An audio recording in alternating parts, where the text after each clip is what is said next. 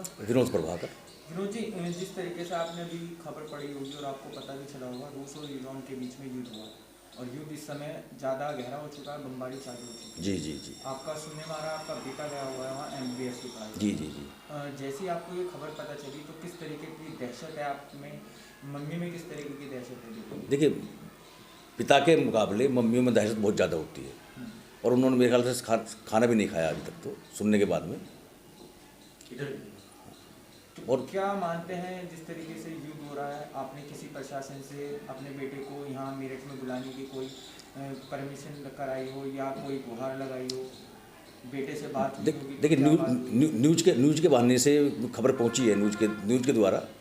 और बेटे से डेली बात, अभी 5-10 मिनट पहले भी बात हो रही थी। अच्छा, लगातार बात हाँ, हो वो कह रहे हैं कि जो रूस के जेट फाइटर हैं वो खुले घूम रहे हैं यूक्रेन के अंदर, और दहशत का माहौल चारों तरफ है। लेकिन डरने की वहाँ इसलिए अभी नहीं, क्योंकि अभी अगर युद्ध मानकों के अनुसार हुआ तो आबादी को खतरा नहीं है। वो केवल सैन्य ठिकानों पर ही बमबारी करेंगे, और वो कर रहे हैं।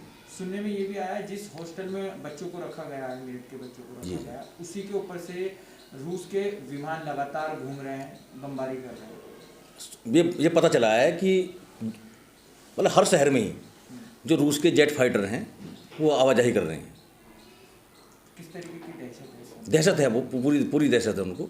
और बच्चे जो हैं अपना, जैसे हमारे प्रियांशु अपार्टमेंट में था, नज़दीक आधा किलोमीटर पहले दूर अपार्टमेंट था यूनिवर्सिटी से, तो उस अपार्टमेंट से निकल करके बच्चे, जो भी इंडियन बच्चे हैं, वो यूनिवर्सिटी कैंपस में जा चुके हैं।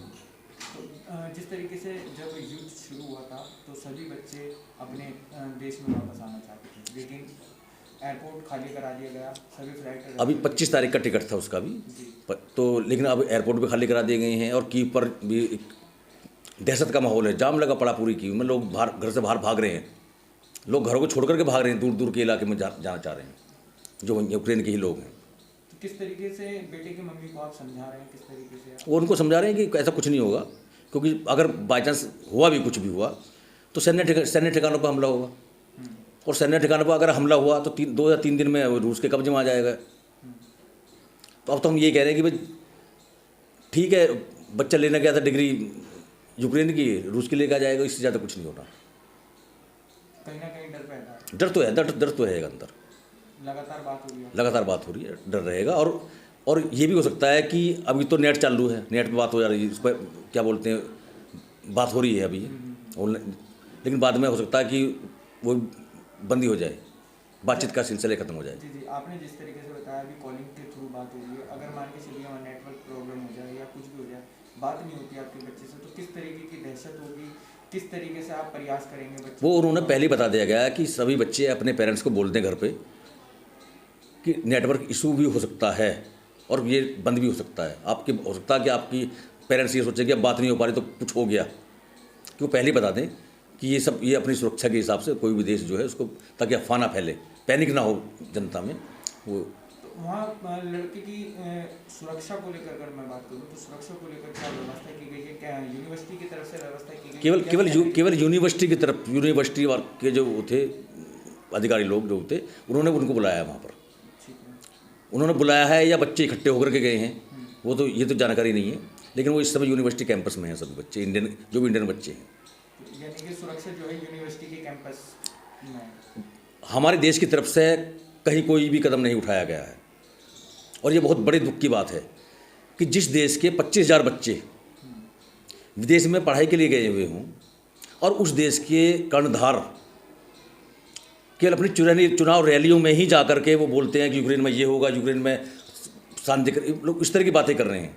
उन्होंने उनको बच्चों को लाने की कोई व्यवस्था नहीं की, और व्यवस्था क्या की? 30,000 का टिकट, इंडियन एयरलाइंस का 30,000 का टिकट जो आता 30-35,000 का आता था, वो 60,000 का कर दिया। क्यों? व्यापार थोड़ी था ये।